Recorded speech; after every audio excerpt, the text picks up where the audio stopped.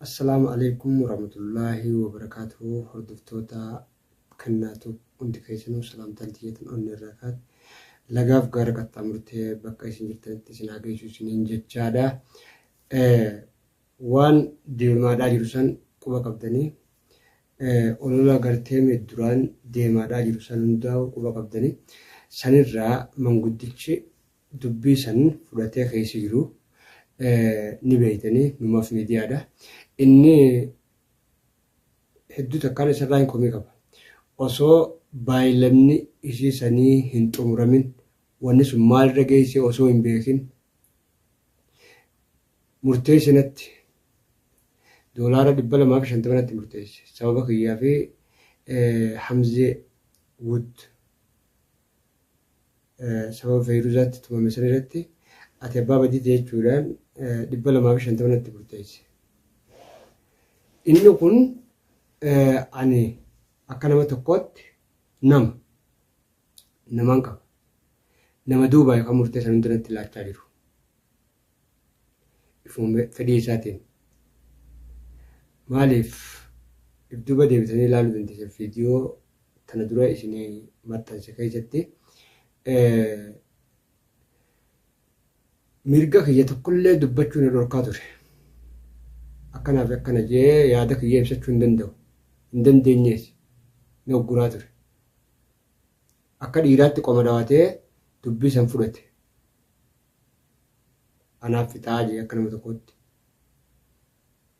Duuba isarraan gaheme maalirraan jira? Akka beeylamaatti beeylamni guyyaa kaleessaati. Guyyaa arbaadhaa. Kani walitti deebineeti dubbii san bahii waan inni baasillee kafaltaanaan jee baay'ilamannee jechuudha. Yeroo Oromoo keessa ni jira akkanni. Manguddummaan akkanaa. Maali kaayinummaan akkanaa. Manguddoo biyyaa baate tana akkana tabii teenyas akkanu. Na dhibe wallaahi. Isinoo asirratti kam jettanii hordoftoonni? Yaada koomentii jedhaan naa barreessaa.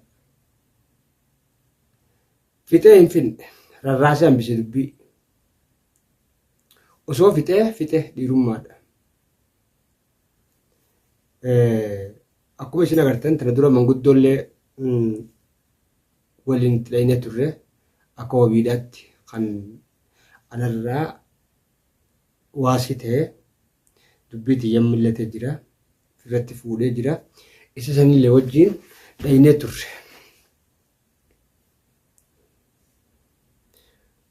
Gaafii inni sun gaafate habbaa takka deebisuu dadhabe.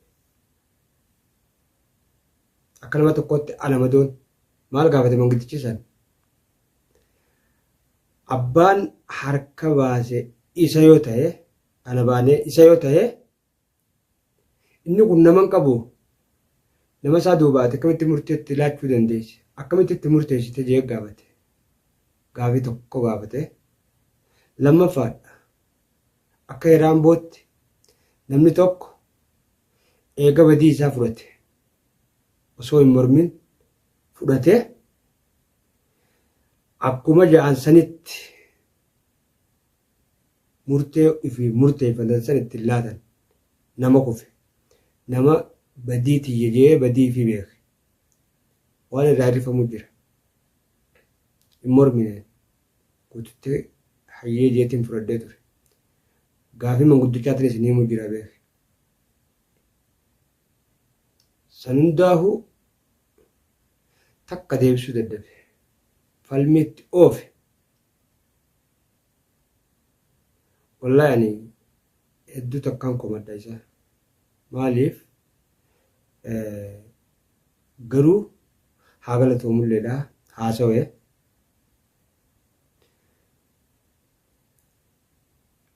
waan qabe takka osoo galmaan hin geenye arraan tana naafi gurbaan san walitti deebinee rakkoo biraa yoo walirra fidnu taate itti gaafatamni keenyuti. Isin akka Oromootti eenyu jettan? abbaa dubbii tana guyyaatti qabatee achumaan dhiise kana ta'uu shakkii ni qabdanii. Maali inni akkana? Wallahi tokkan komish biran manguddicha kana. Isimee Oromoon guutuu addunyaa irra jirtan viidiyoo chaayinaa lafa jalatti duraan maxxansee duuba deebi'aatii ilaalaadha. Hangam takka akka inni mirga kiyya dubbachuu na dhorke. Balleessi ana abbaa badiiti. Namni balleesse mirga ifii dubbachuu hin danda'u addunyaa irratti. Oromoon aadaa akkana qabdi. Hin balleessine jeen kaanne balleesseen jeen. Hayyee eegaan balleesse akkana balleesseetti. Gurbaan dhaame sanis 250 natti ulfaatee yookiin komachuudhaaf osoo hin taane 250 san maallaqni kun natti guddate humnati yaa alaa jee waan kana komachuu osoo hin taane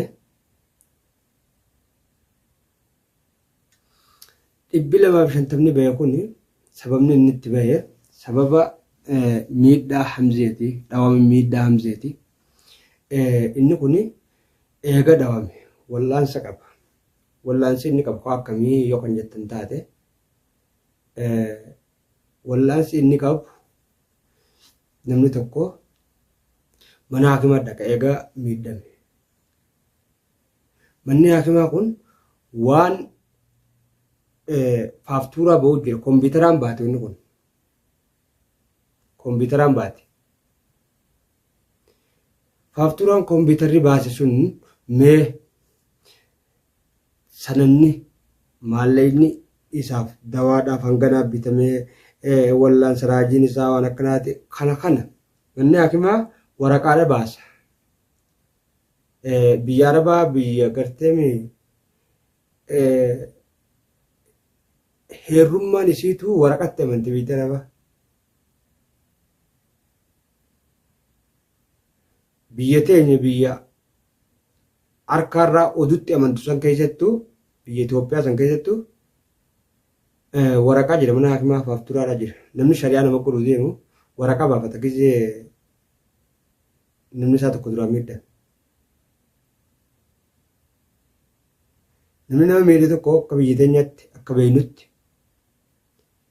abbaan miidhe san yoo hin wallaanin namni isatti aan wallaaneeti gaafa dubbiin san karaa hambummaa deebitee takka karaa heeraatti deebite maal itti baafteedhaan horii hanganaan itti baaseedhaan horiin san gaafatamu waraqaan irraa fudhamte ani waraqaa saniin gaafadhe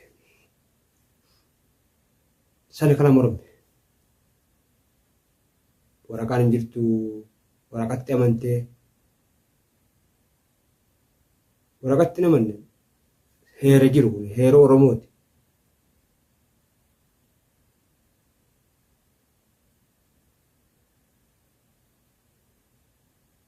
Duuba isin mee Oromoon as jalatti argamtan hundi keessanuu dubbii tana akkamiin ilaaltan yaada keessan koomentii jalaan na barreessaa. Garuu kennaan abbaa badiitii yookaan jettan taatellee balleessi dhiifama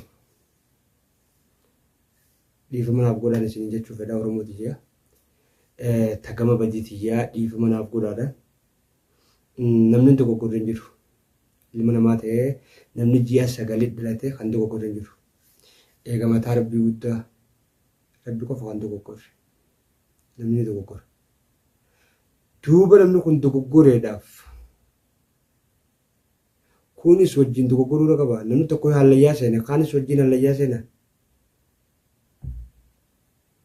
Akka Oromootti ammoo wallahi manguddichi dubbii caayaatti qabatee gaaddisatti qabatee akka dhiiraatti qoma dabatee guyyaadhaan baay'ee lamatee dhumaaf miidiyaadha baay'ee lamatee baay'ee lama isaa sangalmaan ga'ee maal dadhaabe abbaan dhiigaatiif madda yoo walitti deebi'anii wal ajjeesan bakka tana keessatti rakkina kana hunda eenyuutu uume isa Saniifuu hordoftoonni kennaatuuf hundi keessanuu naaf jiraadhaan isinin jaa as jalaan yaada qabdan koomentii jalaan naa barreessa. Dubbiin irra turees quba qabdan. Dubbiin san dhumtee hin dhumne maal arkitan? Kana hunda kan godhuu danda'e eenyu? Manguddicha sani. Koomentii jalaan yaada hedduu barreessuuf turtan. Manguddicha keenya jiraadhu maal kakka keetti kun silaa nu heddummaate.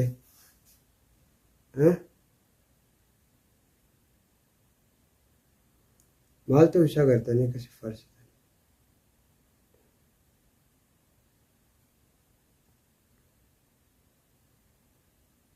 Ifirra dhaabaadha. Abbaan badii tokko yoo balleesse atis ni balleessita anis ni balleessa.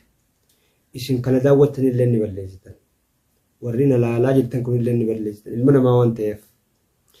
Garuu badii tiyyaas teessanis ka'an boomsu akka heera Oromootti manguddoodha. Manguddoo Oromoon qabdu. Garuu numaaf miidiyaan manguddoo Oromoon qabdu keessaa isa tokko tahee inni garuu bitamaa na fakkaatan. Waa nama ayilii qabullee itti fakkaatu. Heera ijoolleen xiqqishoo nu beektu inni wallaaleeti. Maalirraan jedhamee dubbisan? Dhumte moo hin dhumne isin maalirraa hubattan? Koomentii jalammee yaada barreessaa. Anis Oromoodha. Kan wallollee sanillee Oromoodha. Deebinee nuti lamaan yoo wal miine Oromoonni irratti. Oromoon aadaa qabdi, safuu qabdi, seenaa qabdi. Seenaan Oromoo kun isan gaafatu.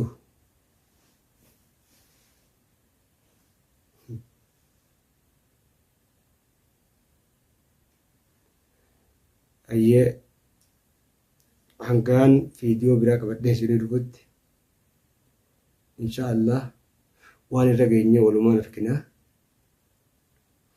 Garuu ani akka mataa kiyyaatti numaaf miidiyaa hedduun takkaan komii irraa qaba. Rakkina sanna oolchuu yookiinuu gara wal qabnee harkaa wal qabnuu kana qabnee harkaa qaban san kanallee tumaa ture san sababa jartii Arabee Feeruzaadhaatti kalata isin nanaayita irraa dubbiin sun hundi natti dhufte. Isii san hunda harkaa turtan. Isii san harkallee na baasee isaan san harkallee yoo kana baasu taate haa galatoomu. Waan kana lafa dhiisuun isaa heera Oromoo keessa hin jiru. Sabuudha maaliif arra naaf inni walitti deebiinee wal miine seenaan ni gaafata. Akkasitti yaadan akka mataa kiyyaatti. Garuu haa ta'u isinis koomentii yaada keessan takka takka as jalaan naa barreessadha. Viidiyoo tana garuu eega guyyaa sanii addaan deemne bilbilallee cufatee ture inni irrattiin bilbilu ture irrattiin bilbilaasi dubbiin tun akka dhumtuuf fedhan daftee ibiddi kun haadhaamuudhaan hin barbaada. Irrattiin bilbiluu ture bilbilli isaatti sidaadha. Deebisee anaafillee hin bilbilli. Inshaallah fuula dura waan itti dhufnu walumaan harkina ta'a. Ammaaf isin koomentii teessan yaada tokko tokko as jalaan na barreessaa.